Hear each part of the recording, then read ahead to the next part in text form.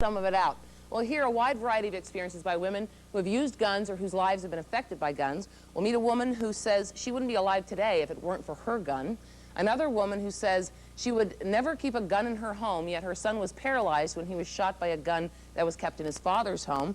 We'll hear from a psychiatrist who will give us insight as to what people go through after they've shot someone. Plus, a woman whose parents were shot and killed in a violent massacre in Texas who says it could have been avoided if everyone that day had been carrying a gun. So, get ready to be informed and to draw your own conclusions about women and guns.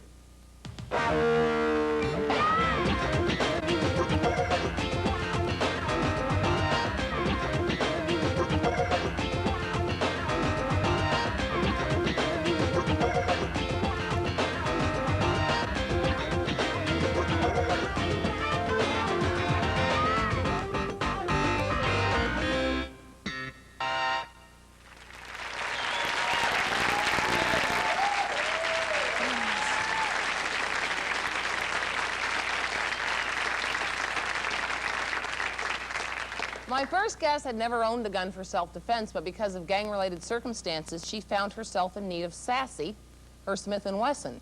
She says that she wouldn't be alive today without her gun. Here to tell you her story is Shirley Braverman. Hello, Shirley.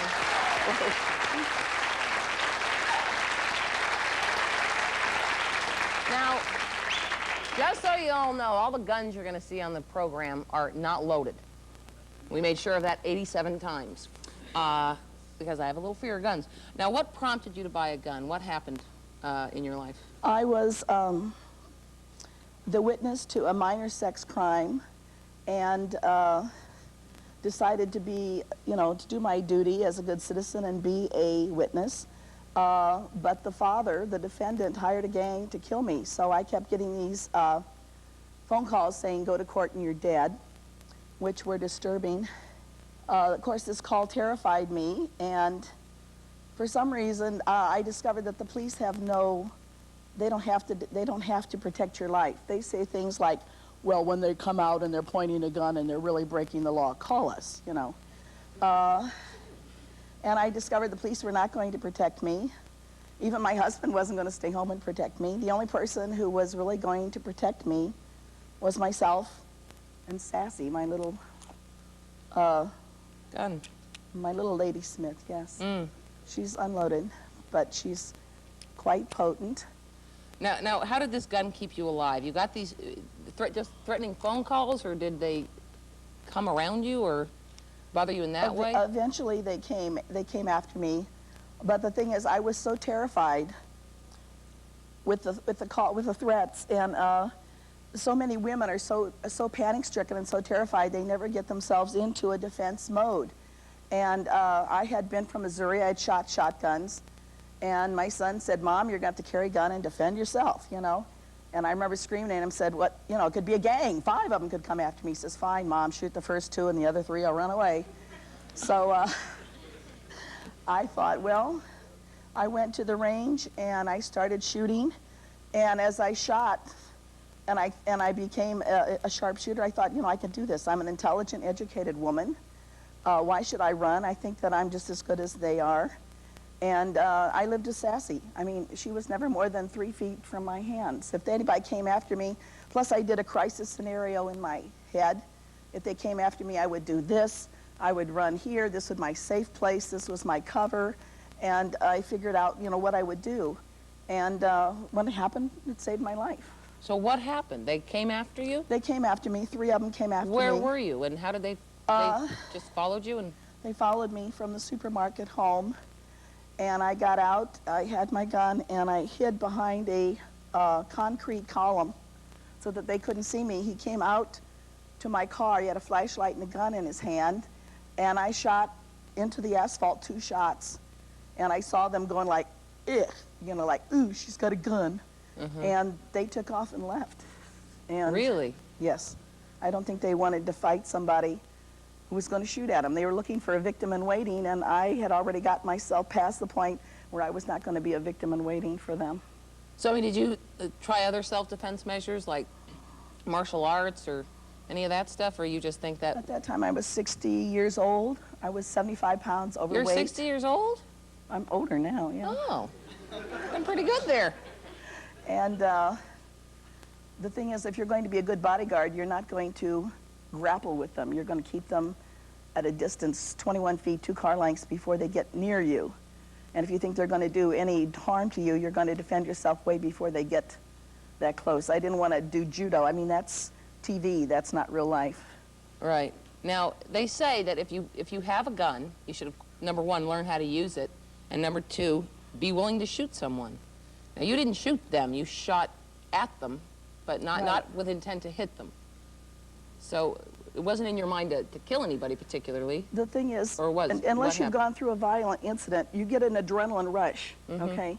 It's not a conscious decision that you make. I could have shot him. I mean, but you don't sit there and think, well, if he does this, I'll do that. If he does this, I'll do that.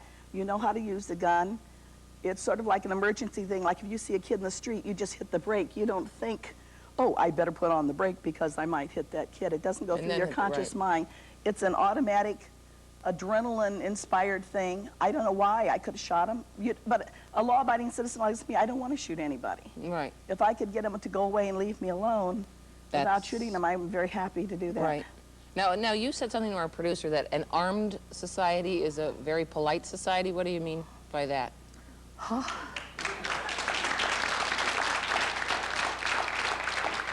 I think it's very, very obvious. That if everybody had a gun, nobody's going to give you the finger. I mean, I remember everybody's going to be very polite to everybody else. When I'm on the range, now once I was on a golf course, and some guys want to play through, they called us names and told us to get off the golf course in nasty language. We got off. Now, when I'm on the shooting range and I'm with a group of women and we have guns, the men there, they want to shoot through, but they come up very politely, when are you going to be through, ladies? I mean, I never had a man on a gun range when I got a gun in my hand come and tell me to get the heck off the course. Okay, no, whatever you say. You've got the gun. Yes. Well, we have to go on a break. Now, do you think everyone should have a gun then? Every law-abiding citizen, yes. Know how to use it and, you know, be instructed in the use, because the gun's only as good as the person behind it. Exactly. What about love? Anyways, when we return, we'll meet one of the survivors of the 1991 Luby's Cafeteria Massacre in Texas. She's convinced now that if everyone in the restaurant had a weapon that day, the massacre would have never happened. Stay tuned. We'll be right back.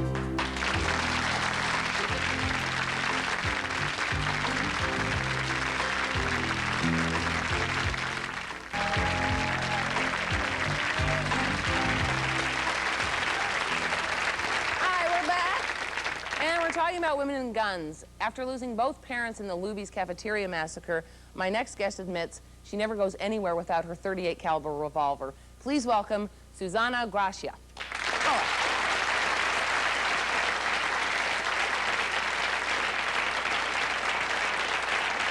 So, tell us about, you didn't have your gun that day. No, but I wanted to correct something that you said just before about you the thing with everyone should have had a gun in the restaurant. Total misquote. No, I never said anybody, everybody in there should have a gun. Statistically, if you allow people to carry guns, 1 in 100 will carry it, and that's all it takes. Just a couple. So you just wanted to have your own gun that That's day. exactly right. Right. Okay. So I didn't grow up in a house with guns. I'm not crazy about guns. I don't like hunting. I certainly didn't grow up in a house of hunters, but I was given a gun to protect myself when I moved, or when I grew up and moved out of the home. That particular day, my folks and I went to eat. You know, we're all taught to think that this stuff happens in dark alleys where you're not supposed to be. But this was a bright sunny day in a crowded cafeteria in a low crime area. And pretty much everybody knows the story. This guy drove through the window and started shooting. And your first thought is, well, he's robbing the place. And then he keeps shooting. And then your mind's racing and you think, it's a hit. I've seen too much TV. And he keeps shooting. It takes you a while to figure out that the guy is simply going to walk around and shoot as many people as he can. Well, immediately when the shooting occurred, my father and I got down on the floor, put the table up in front of us, and my mother was down behind us. Well, I'm thinking at this point, I got this guy. I reached for my purse, and then I realized that I had made one of the stupidest mistakes I had ever made in my entire, no, the stupidest mistake I've ever made in my entire life. I had taken my gun out of my purse a few months earlier. It was 100 yards away in my car, because in the state of Texas, it is illegal for me to carry a gun. There is no such thing as a concealed carry permit in the state of Texas. My legislators legislated me out of being able to protect myself and my family that day. Making a long story short, both my parents were killed, I escaped.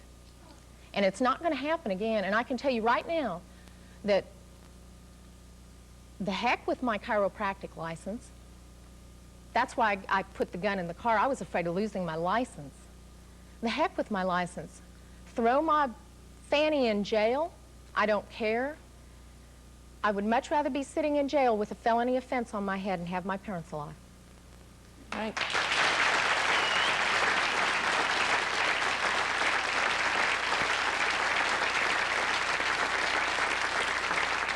Now, in your opinion, would stricter gun laws have made any difference that day with that man that had the gun? It's funny because anytime you make something illegal, it doesn't make it harder to get something. It simply makes it more expensive to get. Builds up a black market for it. It's just like with drugs. Gosh, it's really tough to get drugs, isn't it? It's a joke. Apparently not, from our audience reaction. They're laughing a little too much. Why are they spending all this money to regulate and try and keep track of law-abiding citizens who own guns? 200 million guns in the United States. And, you know, I hate to say it's what the NRA says. It's the criminal, stupid. It's not the gun. Well, and it's partially the criminals, but then you hear stories, and you can say, well, they should have been trained, but the fact is that people that own guns aren't always responsible, even if they're law-abiding citizens. When you think that 43% of the of homeowners' guns are used on them or their families and not on criminals. That's a skewed statistics. That well, not according to our research. Well, that's like saying that only people that ride in cars get in automobile accidents. Right. No, it's not. Certainly I'm saying 43%. I'm not saying everybody. But is there any way to be sure that only law-abiding, right-thinking, reasonable human beings? Of course not. Of course not. So we got irresponsible people driving cars. We got irresponsible people all over the world. It's a question of the lesser of two evils. Hi. I wanted to know, what about the children that get the guns in the home? we have a woman on in the show a little later. That's totally irresponsible. People who own guns have to be responsible and see that nobody who's unauthorized gets their hand on the gun. I have grandchildren. I mean, and it is on my mind 24 hours a day, 7 days a week, as long as I own this gun. If my grandchildren come into the house, I have to know where the gun is and I move it. You can't, I mean, that's part of the responsibility of owning the gun, that nobody gets it who's not supposed to get it. And the responsibility as a parent. Yeah.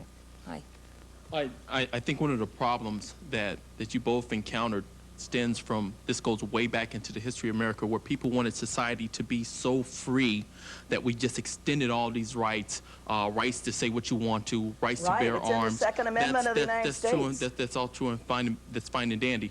But that's not, the portion that's not in the United States Constitution is the fact that our society initially came to be because we had morals and values that came from the Bible.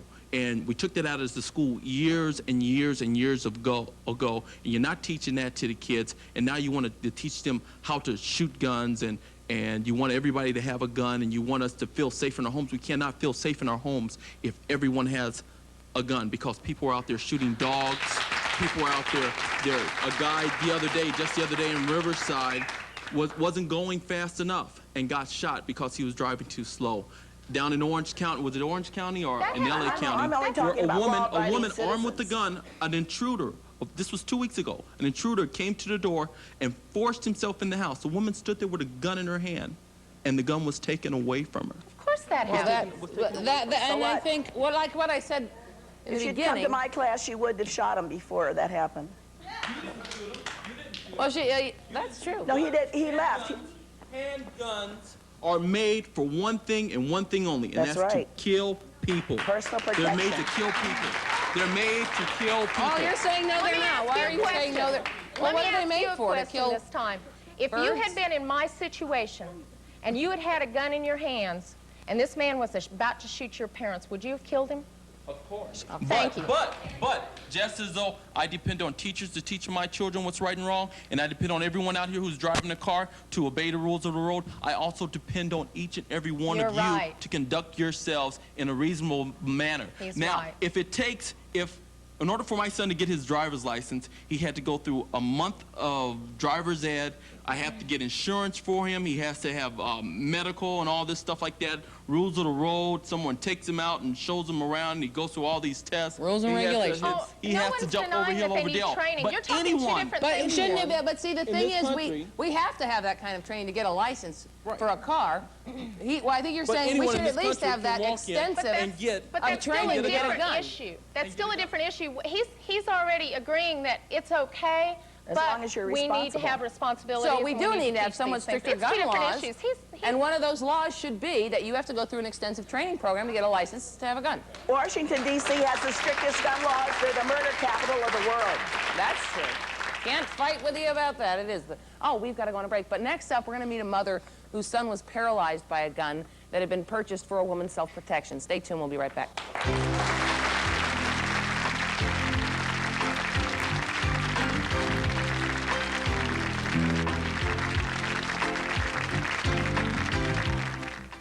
Ambulance here. What's the problem there? I shot my little brother, man. Okay, where's he at right now? He's in my room. Okay, is he breathing? Yes, he's breathing. He just says he can't move his legs. Did you shoot him in the leg? No, I shot him in the arm. Okay, is it on purpose or an accident? It was an accident. Okay, calm down. Welcome back. You just heard the 911 call placed by a 16-year-old who shot his stepbrother, leaving him paralyzed for life. My next guest is the mother of the child who was shot. She says guns should never have come into her life. Please welcome Glenda Barnard. Hello, Glenda.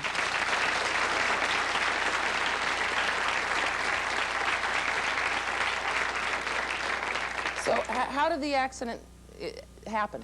How did this happen? Wasn't it your house? No, it wasn't at my house. Right. As so often with the world we live in today, my son's father and I had been divorced for 12 years. David was spending the weekend with his father.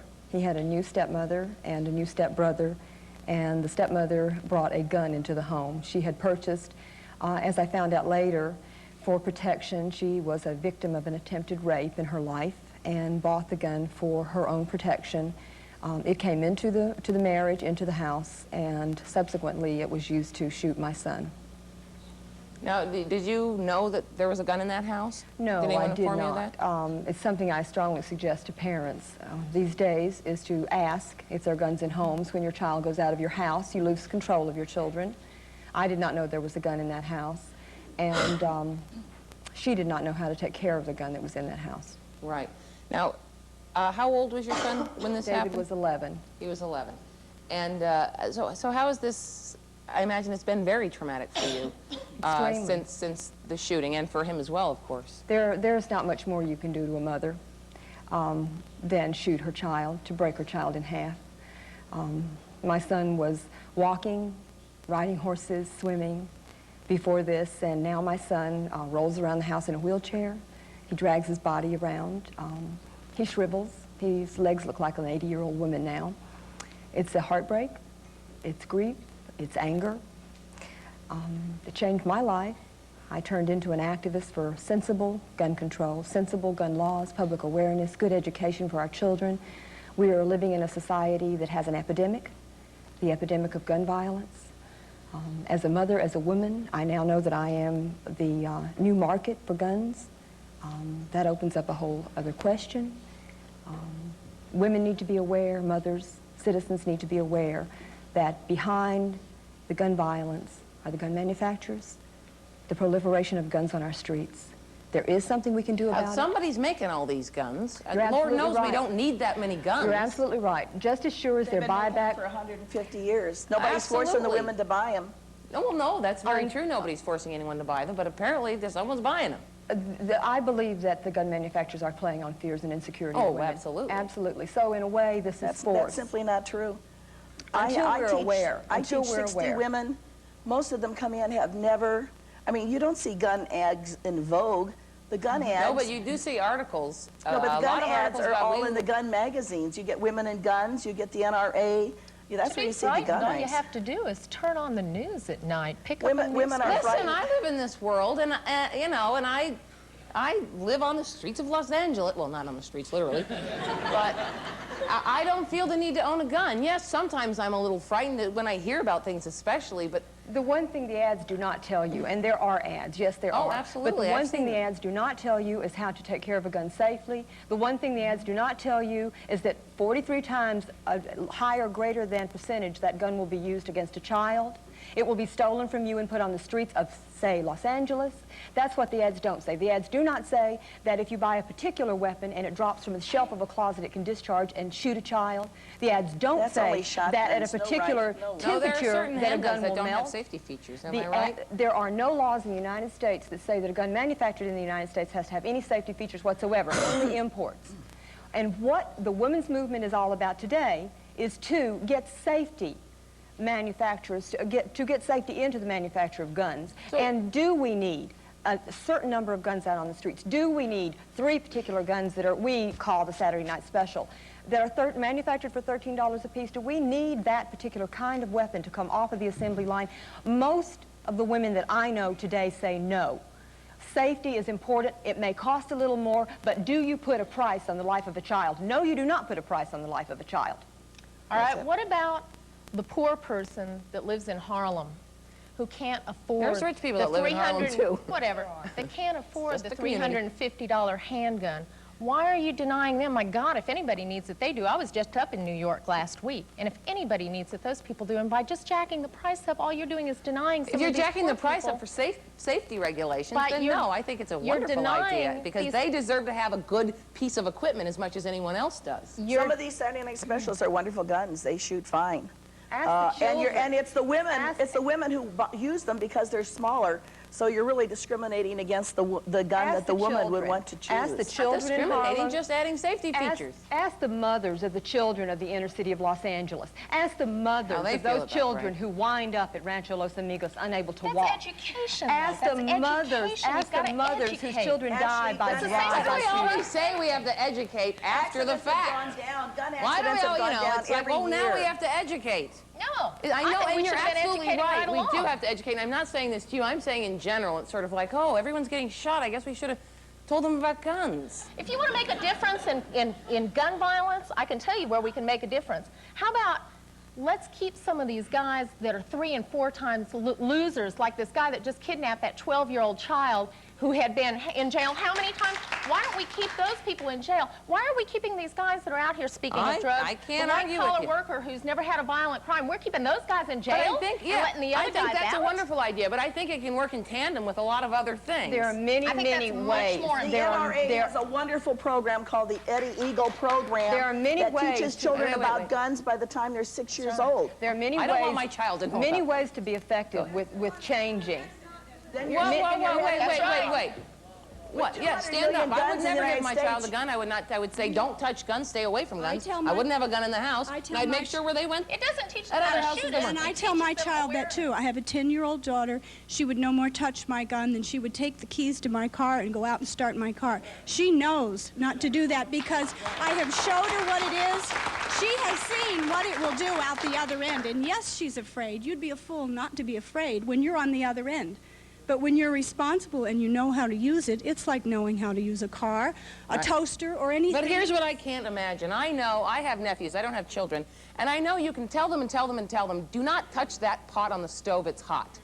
Kids are going to go, you say so. You're absolutely So, yes, No, I the Eddie believe. Eagle program No. goes into it You're quite not just much telling more them, you're extensive. educating them. It's That's an right. entirely No. different program. Berkeley What's Wellness that? Magazine We have to says go on a break, if so you we're put gonna- kids and guns together, you're going to have accidents. There is no way you can take the puberty out of a teenager. No way. Well, and also, but you know, I'm sure every child who has been shot by a gun in a house from an accident, I'm sure those parents, not each parent was just irresponsible and left a gun on the coffee table. Of course That's not. what I'm saying. I mean, I just think, you know, they're Accidents just are going kids. to We happen, we of can course. tell them all we want, but I know when I was a kid that I didn't Yeah, but always when listen. people get hit by cars, they don't say get rid of the cars. No, that's when nothing kids to drown do in with the it. You pools, don't have. They don't say you get don't- rid of the You know, you don't pools. leave the car running around the house. A car in a And let pool. it drive around the house hitting kids. But we're going to come back and talk more. We've got to go on a break. I swear, we're going to come back. I swear. I'm sorry. I feel very strongly about this. When we come back, we'll talk more with our guests and our audience, who apparently are up in arms right now, about the many issues women face today concerning guns. We'll be right back. Bye-bye.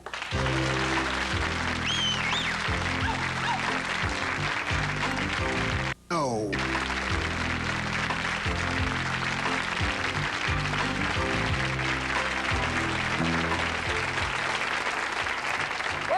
Talking about women and guns, and Glenda, I wanted you to talk to me about, there's legislation coming out that you had a lot to do with? I tried to look at my own situation, what happened to my son, and what would have made a difference that day in his life. And what would have made a difference was safety training. So I got a wonderful representative, Rusty Reyes, and a wonderful organization, the Center to Prevent Handgun Violence, to help me to lobby for and get passed legislation which goes into effect this April, which requires in California, the first state, 2 to 4 hours of safety training, mandatory with the purchase of a handgun. Is that enough? Is 2 to 4 hours enough? 2 to 4 hours is what we got. There were many, start. many compromises. We were fought with by the gun lobby every step of the way. Because why do they do that? What can hurt for people to be safe about guns? You have to understand that the gun lobby is afraid of legislation, but I do not, and I separate the gun lobby from the NRA. I want you to know that. I have not went one. The NRA. She didn't. She just said she separated them. I have not found one NRA member that number one is not safety trained, and number two does not support safety training. I'm sorry, I didn't hear what you said. I have not found one NRA member who was not safety trained, and not one NRA member who does not support safety training. The gun lobby and the NRA, I separate completely. They are separate completely. I believe that they are. I certainly do. Okay. I don't know. Hi. Hi. I believe in gun. I believe that we should have the right to have a gun, and I also sympathize with your situation and what happened to you, but I want to ask the lady on the end, at what age are you going to take your grandchildren to the range to get them prepared or educate them, or what age do you think is appropriate to start training the children or giving them education as young people or young adults? At what time? What time do you think children? It depends when they're used to it. I think in Missouri they used to take the kids when they were 5, and they used to line up a few pumpkins and cabbages, and they'd show them what the gun did. For handguns, any kind of guns, I think probably like sex education. Yeah. It depends on the child, how ready mature at they different are. times. Yeah. But I had a gun in the house. But people are by the so time- much more willing to educate children about guns than they are about sex. What's that point? If guns made us safe, the United States would be the safest place in the world. We have the most guns on the streets, and it isn't. The guns are already here. They're on the streets. Promoting safety is the right thing to do. I mean, you can go out and buy rat poison at a store. They're not going to teach you how to use it properly, are they, or how to store it? It's your responsibility of what you buy. What we need is more criminal control, not gun control.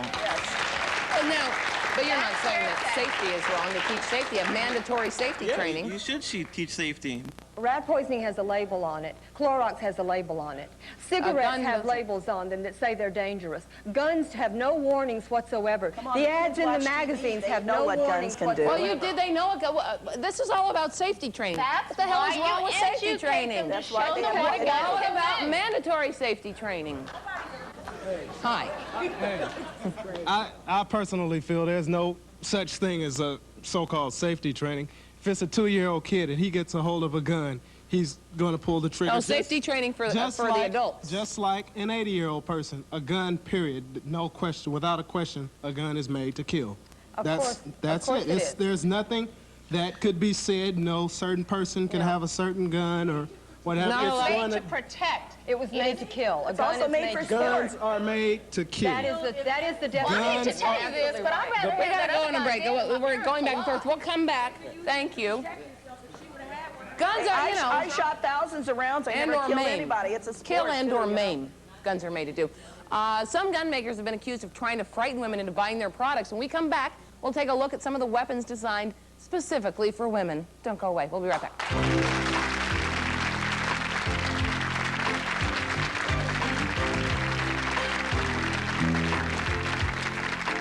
She shaved it, plucked it, then decided to grow it. Why does this woman love having a beard? It just started growing, and I started shaving, and I decided I didn't want to shave it anymore. Right. Have you ever been mistaken as being a man? Sometimes they're very horrified. Do you like the way you look now? I like it. It's me. Right. It's different.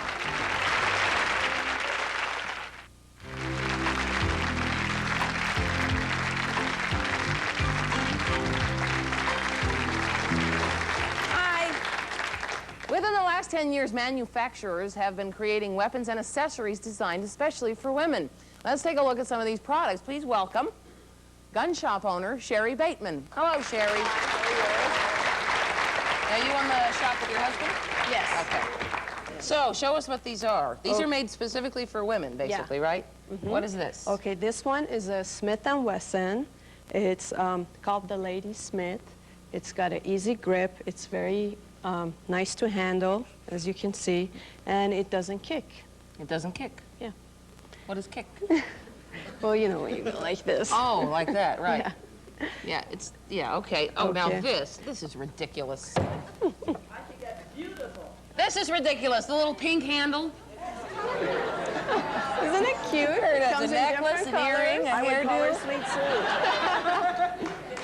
It's kind of embarrassing that they think that for a woman she'd want a nice gun with a pink handle. Isn't it? What do you think of these guns? Well, I think this is my favorite. This is very cute. Oh, that's your favorite? Yeah. You can put it in your purse, you know, it's easy to hide and no one can see it. I'm so sorry. Yeah, and this is called the... this is called the Larson. It's a 25 the caliber. pretty in pink. Yeah. And it comes in other colors too. Oh, good. Well, you would want to be able to Mine's coordinate black and with your gold. outfit. This is... This one is the Beretta, and this one also comes in a 22 caliber. And this one, it's, you know... Does it have a cute little name like the Tina? No. And you can, again, fit this in your pocket or in your purse. Do women come in to your shop and say, I'd like a nice lady's gun, please? Some ladies do, and, you know, a lot of people like this one and the pink one. And they like them small so they can fit in their purse? Yeah, exactly. Okay. Exactly. And these are the little carrying cases? And these, you know, if somebody goes jogging or shopping or something, and somebody comes to attack them, it's just easy to open, and the gun fits right here. Okay. Now, what is this called? Okay, that one is the Derringer. It's compact. Do all of these have safety features? Yes. That's good to know. Okay, good. That's just called the Derringer. And that's only 2 shots. This is the Derringer. This is a tiny little 32 gun. caliber, yeah. That, you know, someone can put it in their bra, I mean. Yeah. You've heard of bullet bras. Well, we're talking bullet bra there. And this... And that one See, is... these look like toys to me. I wonder how safe these would really be to have in the house with kids. Yeah. These look like toys. I don't believe that's a real gun. But I do believe it because you told me. I'm going to put it down now. That looks like an antique gun. You know, it's a Derringer. It's a 22. Right.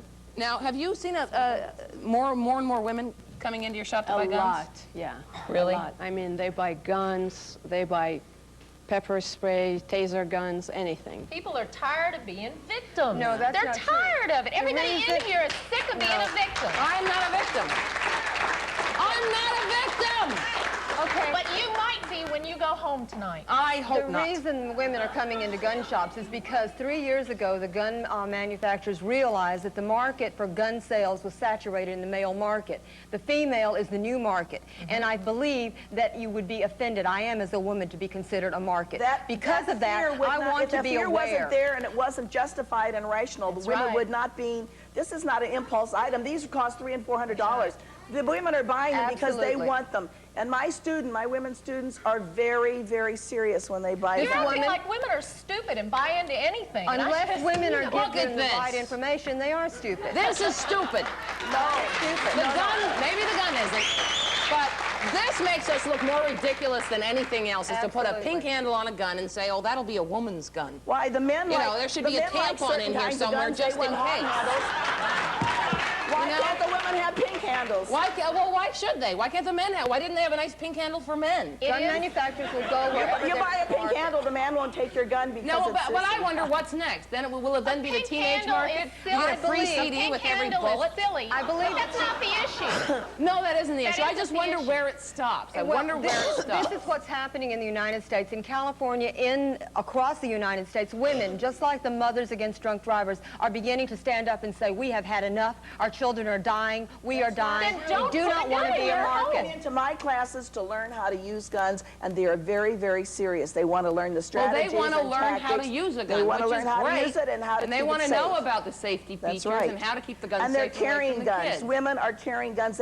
This gun purse, is one of the fastest sellers. Go to any swap And what meet kind of in an example is California, this that we are people will giving be to our buying children? them. Yeah, but we're is it giving our children we are giving our children. We got to go on a But they can commercial take their again. We keep getting responsibility for their own interrupted. safety. Although We're we giving love our children advertisers.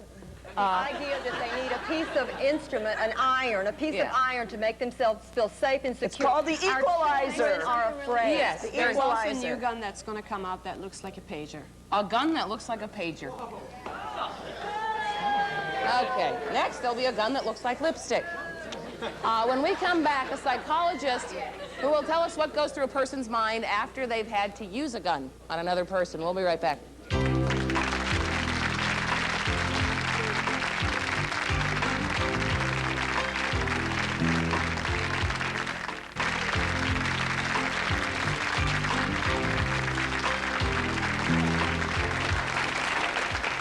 Welcome back. My next guest is a behavioral psychologist whose job was to debrief police officers following a shooting. Please welcome Dr. Michelle Watts. Hello, Doc. Hi. You know, we've all been talking about guns and people getting, using guns, etc. Can you tell us, is anyone ever prepared for the consequences of shooting someone? I don't think so. I think that generally we react in a way quite unlike we think we should or would. And I think it's very unexpected. And I'm talking primarily in the law-abiding population. Right. Yeah. Well, if you're a criminal going around shooting people, Right. I can't imagine you get Right, too they don't upset care. about it because you keep doing it. Right. But generally, And therein lies their advantage lies the over rub. the law-abiding citizen. now, what generally is the feeling that you've run into? Okay, well, what happens is that there's two things that happen. Both your psychological experience is affected as well as your physiological experience. And Shirley, you were talking about that when you were saying that when it happened, it was just like an automatic response. Right. And that's exactly what happens. Your body goes into automatic. The adrenaline pumps, and you just react automatically. Right. And that's one of the things I think that they're trying to promote in teaching and about the guns, is that because we react automatically, we really need very strict training on how to respond. And what happens is that after we shoot and after the whole experience has passed, you may feel almost as if you're in a time warp. There's a time distortion. When the actual incident is occurring, it's as if everything is in slow motion, and you almost are kind of outside of yourself watching this thing happen.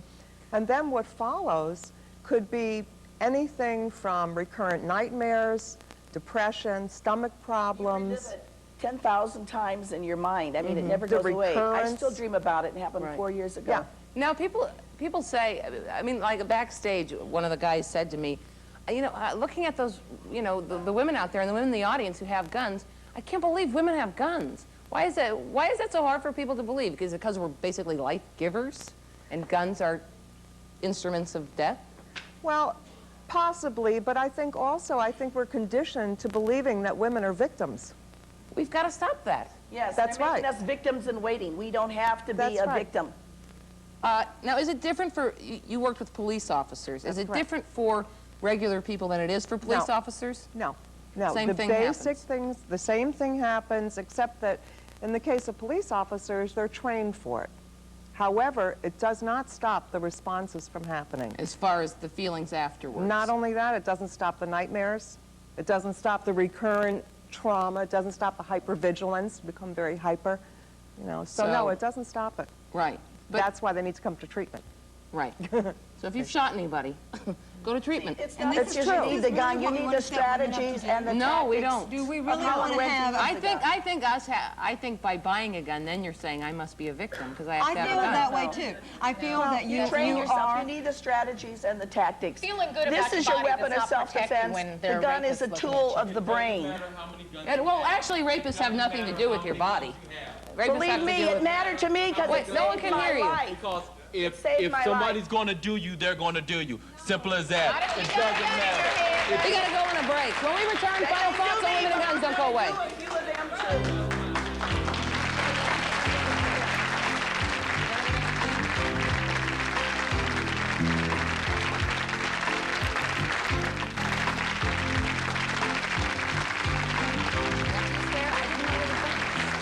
Oh, sorry. Hi, we're back, and we've been talking to women whose lives have been affected by guns. You wanted to say something very quickly. We made a very important distinction, I think, during one of the breaks. She looks at it as a community as a whole thing. I look at it as the rights of the individual to be able to protect ourselves. That's two totally different ways of looking at it. I look at it as a right of society to live in peace, to raise our children in peace, to give them a legacy other than what we're giving them right now. I feel what's good for the individual is good for the Oh, society. it depends on the individual, doesn't it? Yes, it does. So, I don't know. I can't dispute you two women for what you've been through, or you for what you've been through. But Mo, we gotta go. We gotta go. I'm sure this should be a 2-hour show. I'm not gonna buy a gun, and I'm not a victim. But this is America, land of the free, home of the brave, and there are guns everywhere. I would like to thank my guests, Shirley, Susanna, Glenda, and Dr. Michelle Watts, and Sherry from the gun shop. And she gave me a little gift, but it was a Swiss Army knife and not a gun. So I want to thank everybody, and we'll see you next time. Bye-bye.